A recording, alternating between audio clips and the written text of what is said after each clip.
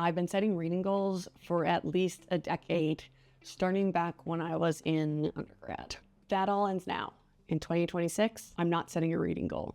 Reading goals are dead to me now. And I swear it's not just that I'm bitter that I don't always reach my reading goals. There are 4 main reasons that I'm done setting reading goals. The first reason is that it makes reading competitive, which I feel is now actually like counterintuitive to how I want to approach and value reading.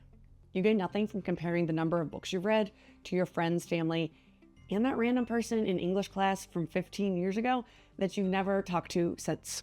When you're just comparing the number of books you've read with other people and the number that they've read, you don't know how closely they're reading. They may not even remember the name of the books that they read. And honestly, if they've read 100 plus, that's probably true. They probably could not tell you the books they've read. You don't even know if they enjoyed reading it. And how could you really enjoy reading that many books, honestly? Even if they actually remember everything that they've read, that still has no impact on you. All that knowledge does is baselessly make you feel either superior or inferior, depending on how many books you've read. And that has no actual impact or reflection on if you've grown or learned anything from the books you've read. The second reason that I'm not setting a reading goal next year is that, to me, setting a reading goal encourages reading speed over reading quality. And that's just not how I want to spend my time. I don't know about you, but if I'm taking the time to actually read a book, I don't want to be spending that time just trying to get to the end. I want to actually be making it worth my investment. The third reason I'm not setting a reading goal is probably the biggest for me. And that's that when I have a reading goal, I actually pick the books that I'm going to be reading based on hitting that reading goal.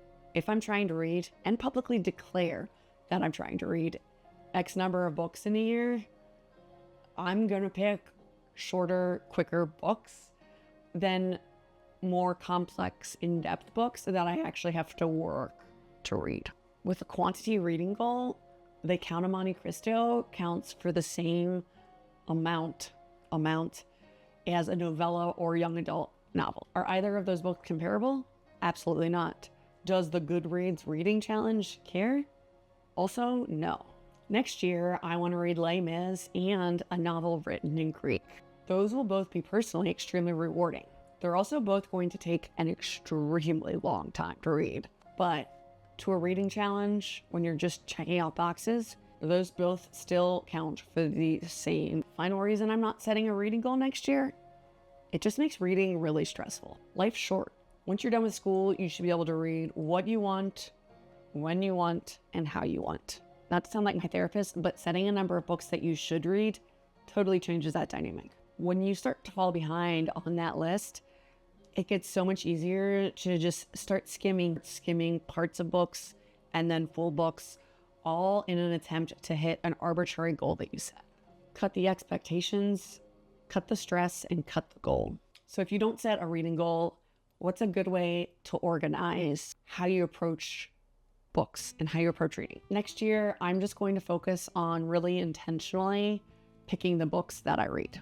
Carefully deciding what you want to read is even more important when you know you're not going to be reading as many books and you're going to be spending a whole lot more time with each of the books that you picked. And thankfully, if you don't have a set number of books that you're trying to finish, if you get into one that's a real slog, you just cut and run. It doesn't matter. No one's paying attention, including yourself, to how many books you're reading. No harm, no foul.